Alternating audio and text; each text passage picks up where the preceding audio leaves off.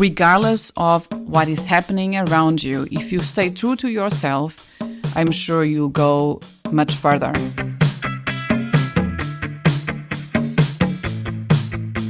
Welcome to the Swisspreneur Show, a podcast about startup stories and learnings from experienced entrepreneurs. Here's your host, Sylvan.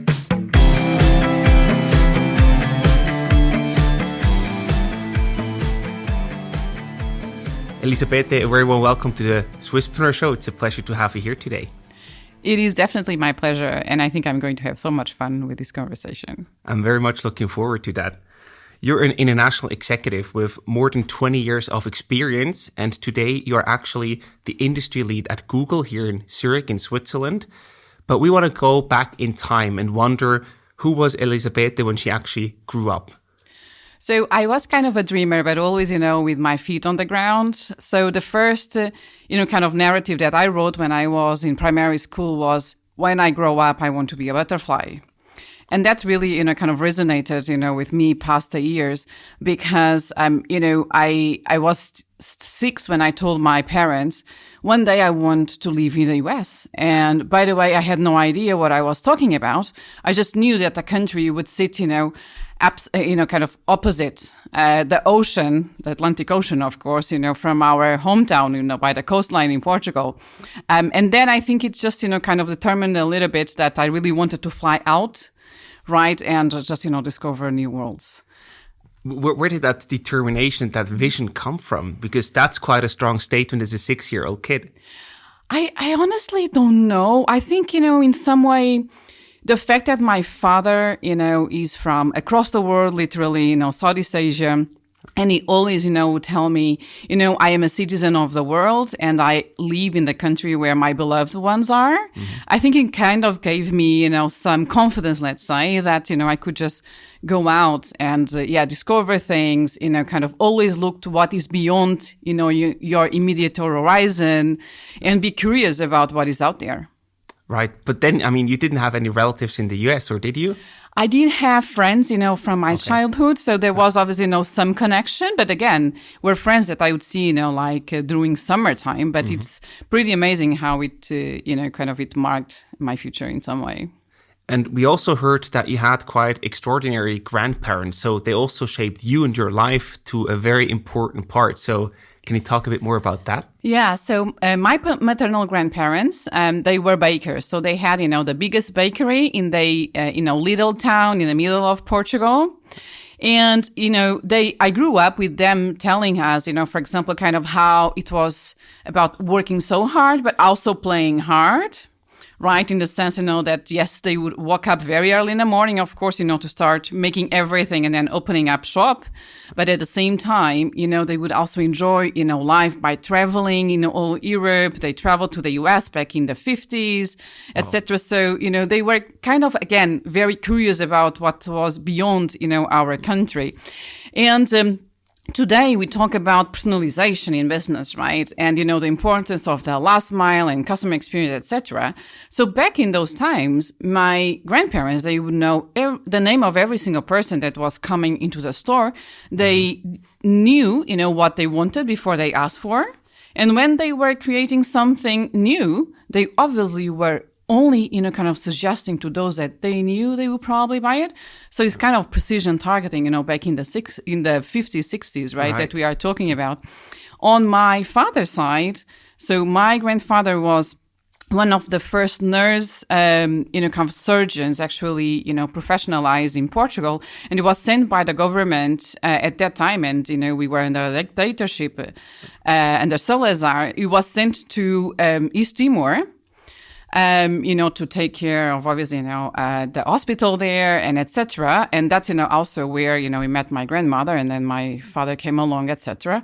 So, values are really down to work hard, be very kind and generous, respect and be considerate always of other people and, make sure you live a purposeful life.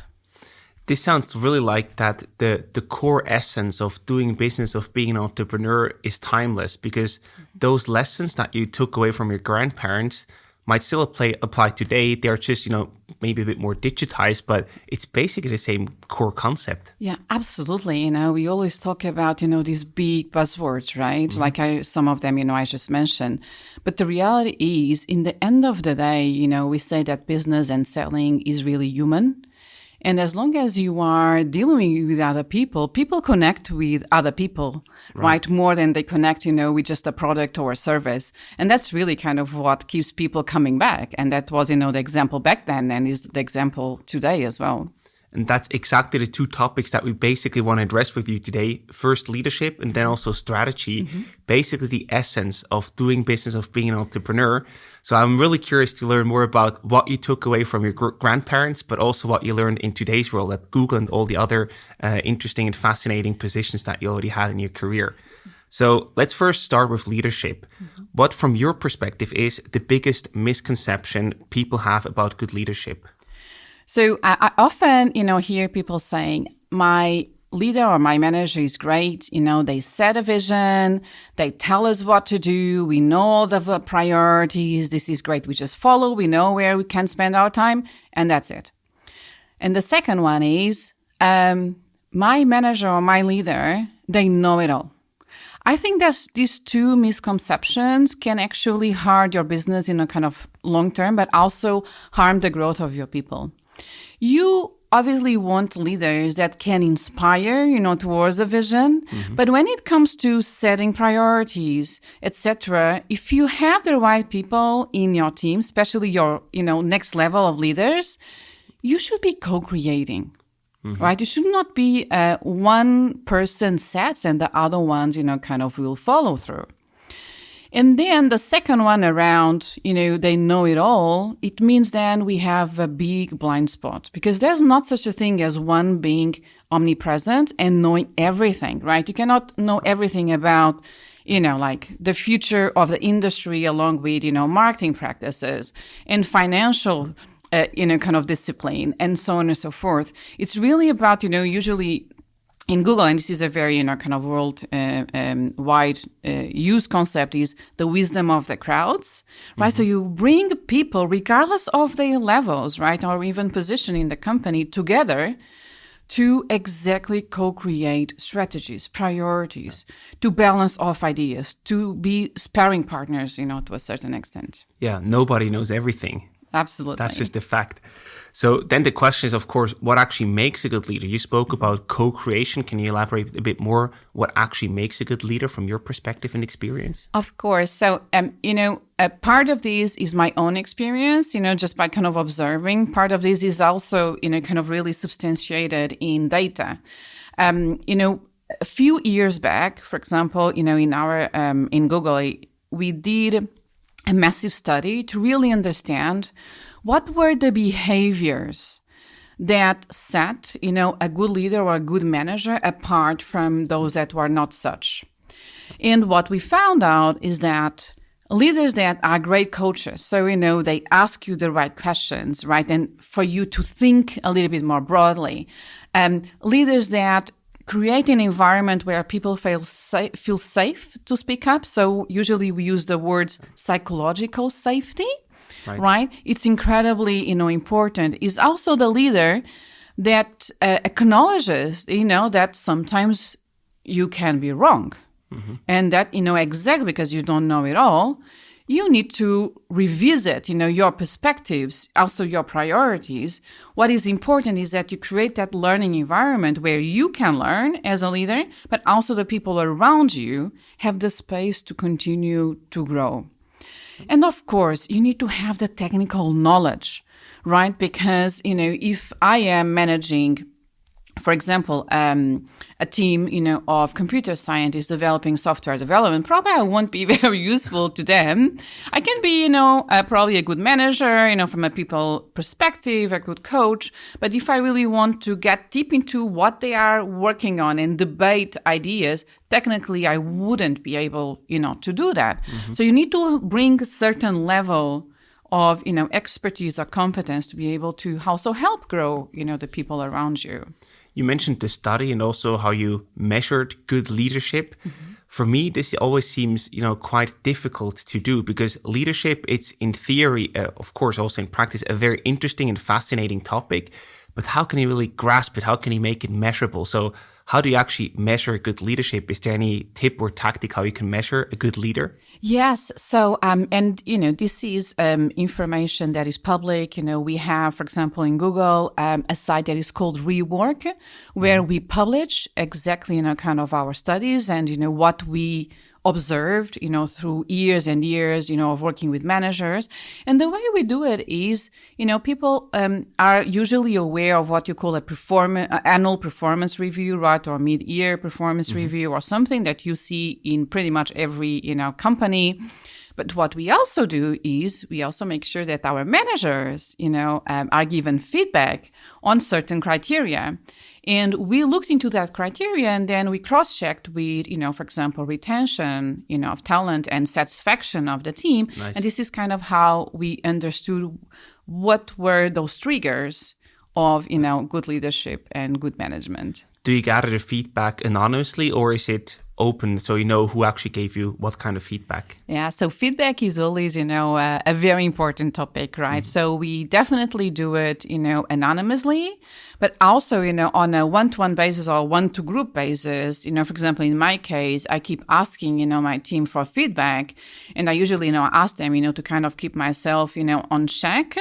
Right? Because I think it's from that balance that you also can create a culture of trust. Right. In that regard, there's a saying that we often hear, we read that in leadership books, where it says, praise in public, criticize in private. Is that something that you think is applicable and should be followed?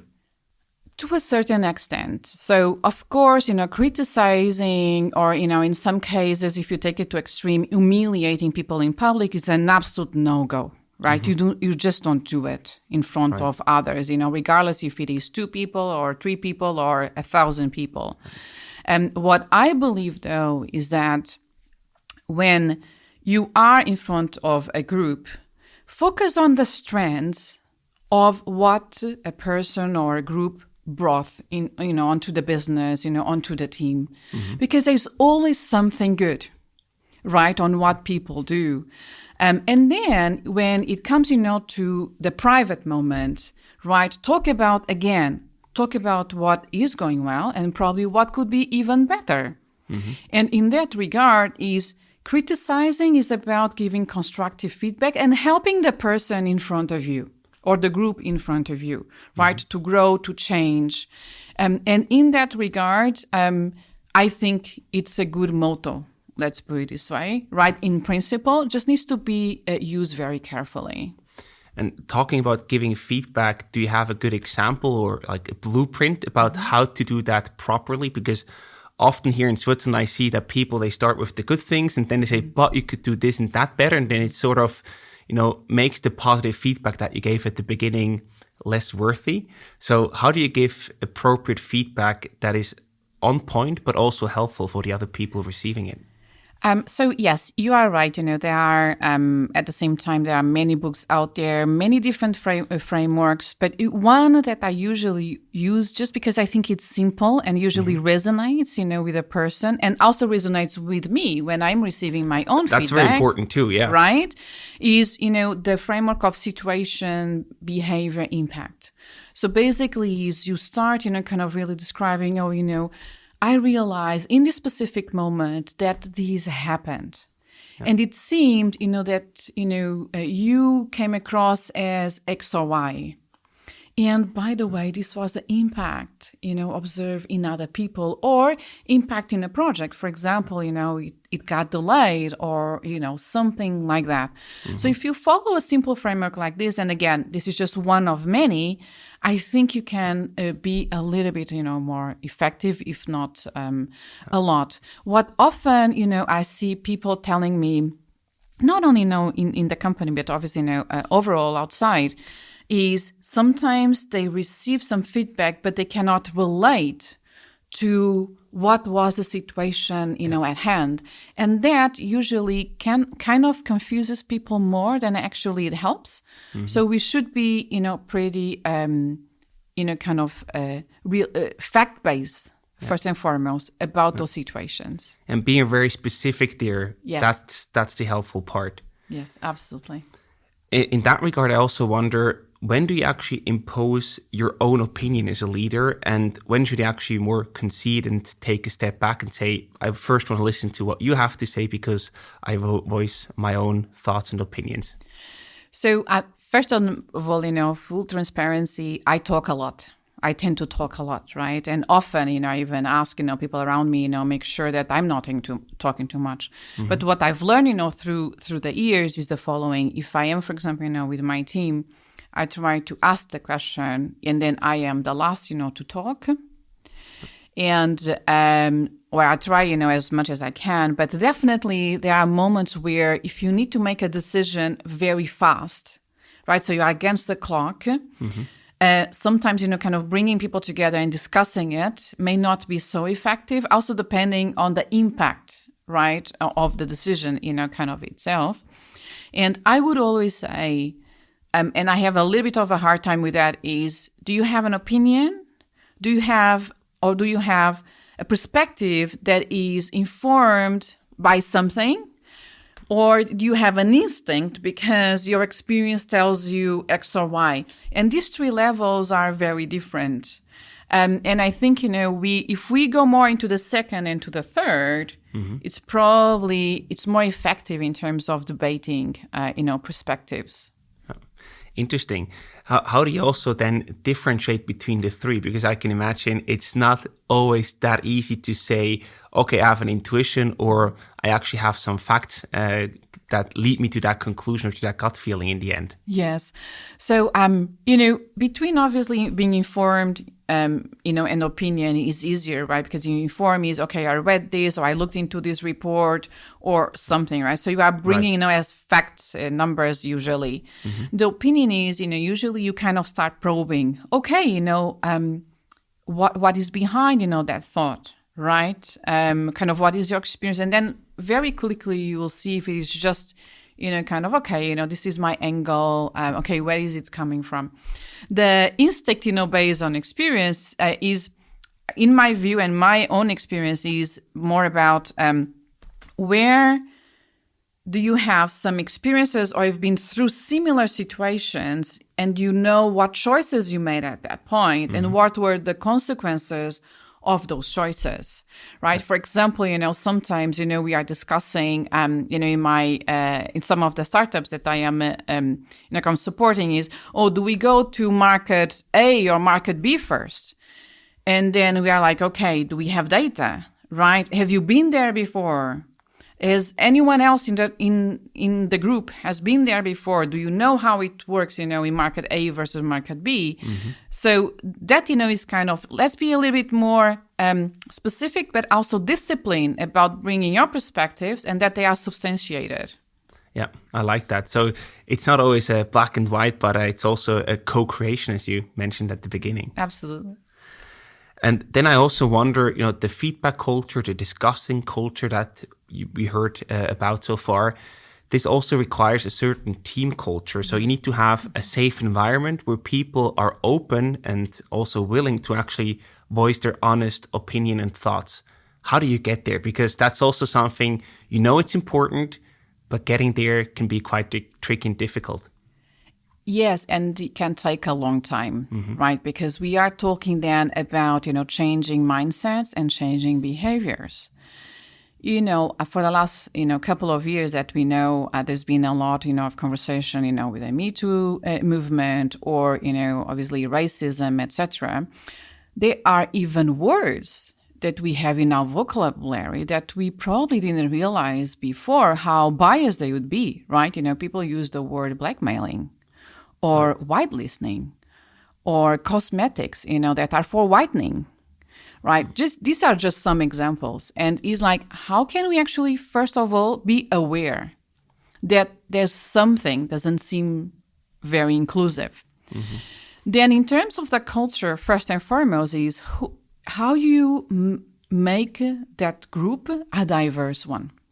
Because if you don't, you'll never be really diverse, right? Because if everybody in a team has the same background, has been through the same university, as sometimes, I've seen, it's very hard, to get them to think a little bit more expansively and be outside of their comfort zone, right? So first and foremost, are you hiring people of diverse backgrounds? Secondly, do you create a space where anyone can speak up? Because there's not such a thing as, a perspective that is not valid or so. And when people speak up, regardless of who they are they getting the right credit and recognition, for it? And then if you are facilitating or if you are leading, for example, a team or a conversation, make sure that, again, back to our, a discussion around leadership, make sure that you are not imposing, your own perspective kind of over others. And always acknowledging, that you may be wrong too, and that you may have a blind spot. And sometimes that is very, very hard, is acknowledging that. I can imagine. That's like, as a leader, you always also think that people expect you to lead to the right way. But as we said, you don't always know everything. You certainly don't. So you also have to acknowledge that you might be wrong. And that, it's the power of vulnerability, right? Which is having the courage to go and learn what you don't know. And, saying, yes, you know what? I actually made a mistake. I thought I was right in this direction and I wasn't, right? And then just bring that, because the moment you bring that, you layer, a culture that people want to be courageous. People want to be, to speak up, let's put it this way, and they want to feel confident with anything that they put forward. To me, this also sounds a bit like, being authentic, the whole authenticity that I know what I know, but I also know what I don't know. And you're really authentic and open and transparent about that with your team. Yes, and that's, another big topic, right? When it comes, to authenticity. I'm sure, you probably are aware one of the top TED shows of all time was about, kind of you fake it until you make it. And, it really is how you take that the next step, which is regardless of what is happening around you, if you stay true to yourself, I'm sure you'll go much further. 100%. I also want to deep dive a bit on the two topics that you mentioned before, inclusion and diversity. First of all, which one is harder to manage, inclusion or diversity? I think it is inclusion. Right. So, this week, actually, starting this week, there is a big global event called I Am Remarkable. It's going to be around a week where people around the world can sign up to it for sessions that go from how you can hire towards diverse teams to how can you make sure that everyone in the room has a voice. So I think we can always use quotas, right? Which to a certain extent, I think they can work. We can always, go and hire, obviously, people from other backgrounds, etc. But then when you have a group formed and you want that group to collaborate and to work together, inclusion comes when everybody really feels part and that belongs to that group, right? And that's a completely, new level of interaction. Is how do you make sure that everything that we say, it's inclusive and not biased? We will not offend someone in the room, for example. And again, that, is obviously intertwined, but I think it's a different level, of complexity, also because our minds are formatted, in some ways. And then sometimes reformatting is much harder, right, than just continue, a certain habit. This is really eye-opening for me because everybody talks about diversity these days. And it seems to me now with what you say diversity is just the first step. Then the inclusion is really where the magic happens. Once you have a diverse team, you still need to have an inclusive culture to actually get the most out of it. The most diverse team will not perform better if you don't have an inclusive culture. And then if you even think beyond the team and your business, because no company can survive without some level of connection and collaboration with the rest of the ecosystem, right? Yeah. The local communities, the public agents, and so on. So how can you then be inclusive or their own perspectives, right? Mm-hmm. That's something that you are doing as a business is not clashing, right? Or not being, let's say even offensive to some underrepresented groups that can be out there. Right. I fully understand the point. At the same time, I also see the business perspective. If you then would have to invest 3 or 4 times more time to think about your messages and how you communicate, to be fully inclusive, that could also be something that some companies might just not be open or willing to invest. So how do you balance that to be inclusive, but to also do that in an efficient and still a business manner? I think it is less about investing or even, thinking, okay, now I have time to be inclusive, mm-hmm. or I'm going to have time to help my team be inclusive. Yes. I think it's much more even back to the core values of your business. Mm-hmm. They need to reflect a certain level of being inclusive, right? Mm-hmm. And if you hire people that can connect with those values and can live those values every day in your business, I think you are halfway through, right? And then is the culture. And the culture, what is the culture of a company if not the combination of those values with what are the behaviors that you want people to show up in the workplace? And if you make those very clear, I think it's much more a question of, for example, I can help my peers being inclusive if I give them feedback on something that I have noticed probably wasn't so much. And the same right. in reverse, because then it's almost like, you cross-check and cross-correct each other. And I think that is the most important one, is the behavioral, and the mindset in the end of the day is less about investing.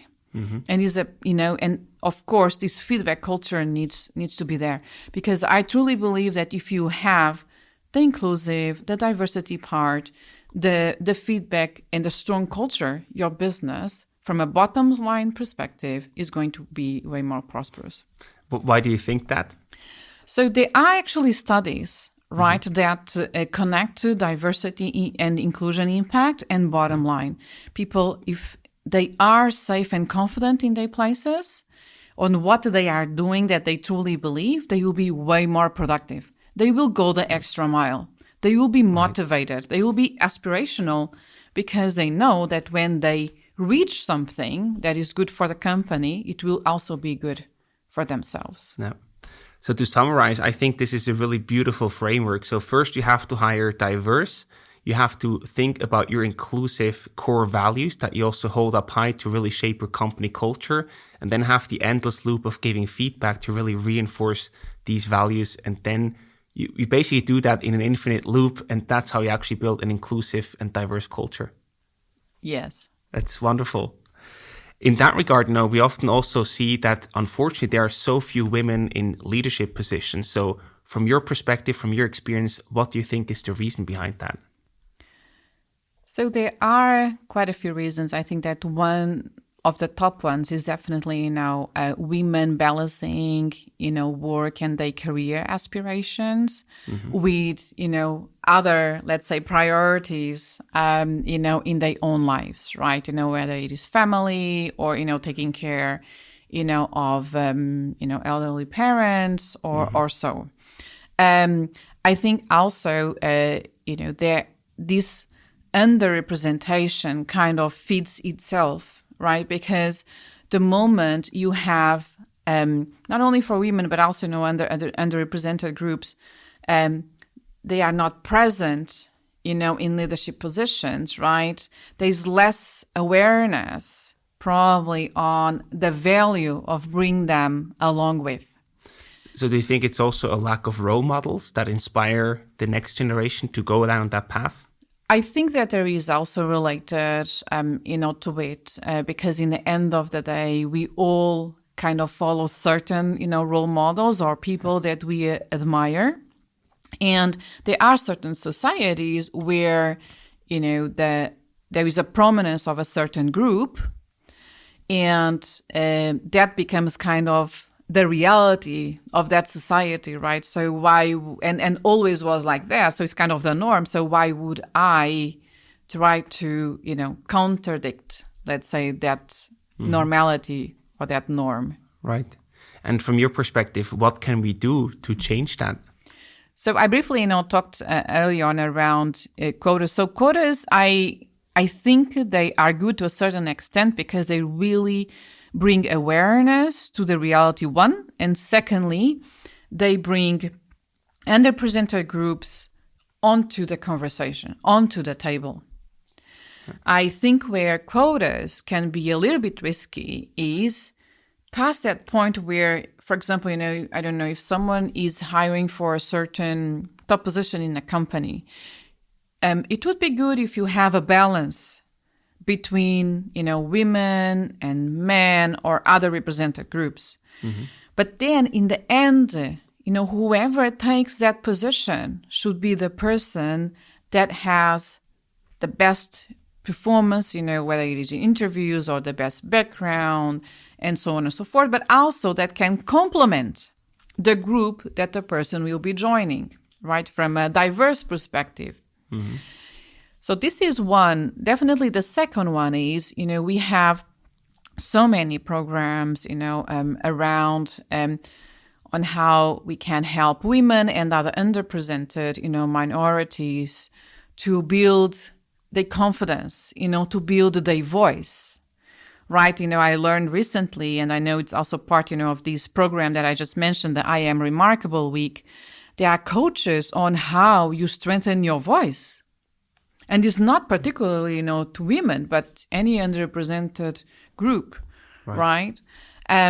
So it's like role models, yes, quotas probably, programs that help women advance, and then the concept of allyship, that I usually talk about around how can, for example, how can I help other women advance in their careers?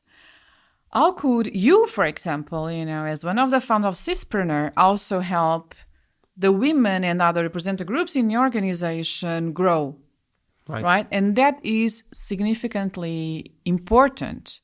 We can see it in the academic world, for example. There are quite a bit, of allyship-related programs, but the concept itself is incredibly important. Again, if you want to go from that diversity to, inclusion is even more important. Nice. I like that bundle of the package of different initiatives that really tackle the root of the issue. Another challenge that I would like to talk to you about in regards to leadership is no matter where the people come from, but many people start a company, a startup at quite a young age. So they have not the 20 years of experience in leadership positions as you have. What would you recommend them to get started? Because then at a certain point in time, they're going to hire people. They become a leader, whether they want it or not. What would you recommend them to really develop as a leader at that early, young age? This is a very interesting question because, when I started actually working with one of my entrepreneurs back in 2017, you would be reading tons of books, right? On leadership, on obviously building a startup and so on and so forth. What I would always, invited him was think about who you want to be as a leader and as an entrepreneur and what you want to be known for. Because this will also clarify to him, to her, what they want to focus on and what they need to give to other people. And from self-awareness, so this is a point of self-awareness, right? When I'm good at, what I am not good at, and I will never be, and that's okay. right? And how I can lean on others to help me ask difficult questions, to challenge me. And then, of course, with coaching, right? So I know everybody talks about coaching, but in the end, the coaching is really, usually I say it's like a shepherd that helps you in your journey of a leader or, an entrepreneur or, but it's a path towards your identity in some way.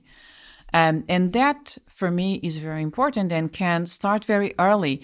I just learned recently that now there's one coaching institute out there that is offering a program on parenting as coaching.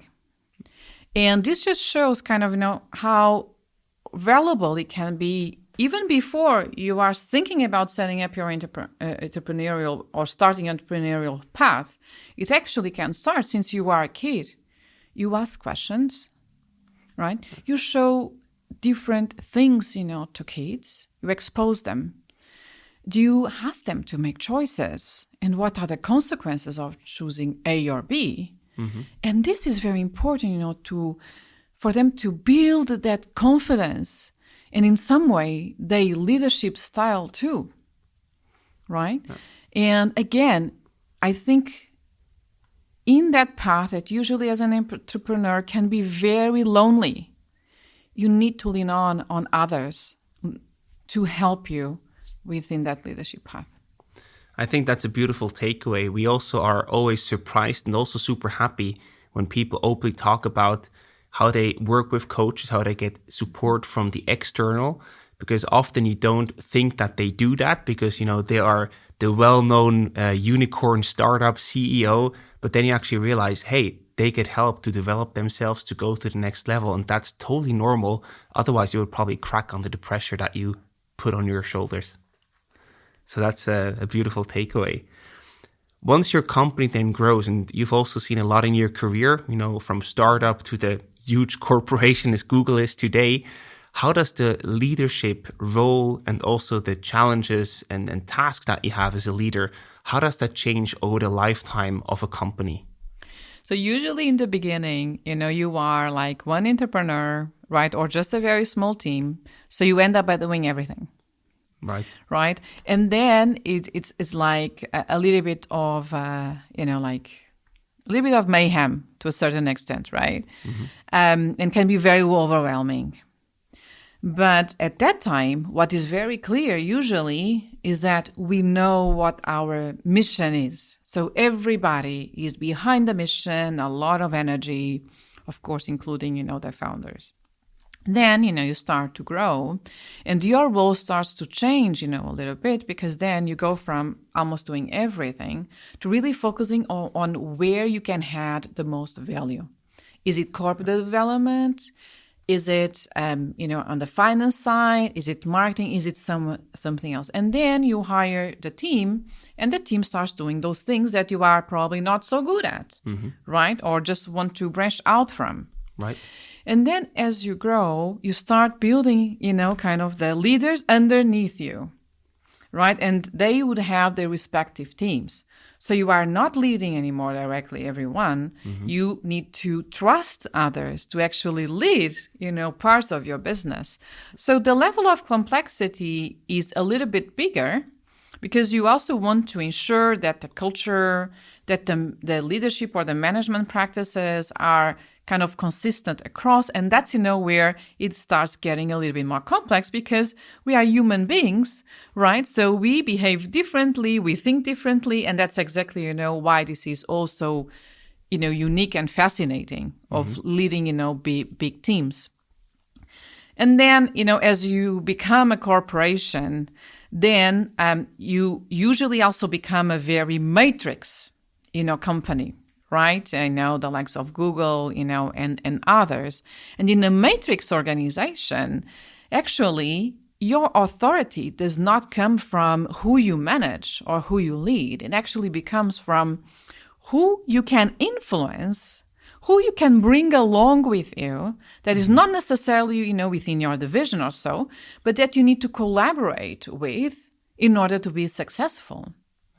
right? So you end up being more, usually I call ourselves orchestrators, right? We are like orchestrators or conductors, right? That try to just bring other people along with your priorities to support you to deliver on projects, for example, or on products, right? In order for your team and for, companies out there to be more successful. Right. So that's really like a challenge by itself to also grow with the company. That's correct. And, not everyone is going to become a CEO of a company, right? So it's really finding that place, later on, again, back to my initial, point of who do you want to be known for and what is the impact that you really want to have? It really comes down to the self-awareness again. How do you actually practice that, or how do you recommend, the people that you work with to practice the self-awareness? Do you write a diary to reflect, or how do you do that? So definitely, there are people that write a diary. Usually, I have like some thinking time. And, since the pandemic started, I'm still working from home. I have around 2 hours per week that I call it, my mental well-being. And in that time, I reflect, kind of on what am I doing, right? Are there any things that, for example, I want to engage, like a new learning or so? So it's really create that space. And, as I coach leaders, I always invite them to take that space once per week, once every 2 weeks, even if it is sometimes only 30 minutes. It's just do a check on yourself, like, pause and step back. Yeah. And that, sometimes I hear, oh, but I don't have time. We just need to make it because it needs to be a priority. And, of course, when you have, help from mentors or advisors or coaches, usually, a third party, let's say, will help you with that self-awareness. And there you're thinking about a coach or someone else to support you from the outside, right? Yes. So, in my case, for example, I have a coach for many years. So I coach others, but I also have my own coach, right? That once in a while I reach out to just bounce off, a few thoughts to get me grounded. Just a sparring partner. Sometimes that's really what you need. Got it. So I think to summarize the leadership part of our conversation, it really is about self-awareness. That's the core. That's the start for you as a leader. And then from there, you can take it to the points that we discussed, from building an inclusive culture, hiring a diverse team, but also continuing with the endless feedback loop to get better and better and to develop a strong team together. Is there anything else you'd like to add to the leadership part? I would just say, if you really want to have an impact, focus on your purpose all the times. Because it's very easy, in such dynamic, fast-pacing environments that we all live. Not to say, all the challenges obviously, caused by, the current pandemic situation. It's very easy for us to get distracted by things that are probably not so important in a given moment. But if you keep focus on your purpose, on what you want to achieve for yourself and for others, usually that helps you, stay focused. I would say very, very important is to stay focused. Absolutely. Ellie, thank you so much for the first part, and we'll meet again for the second part very shortly. Thank you.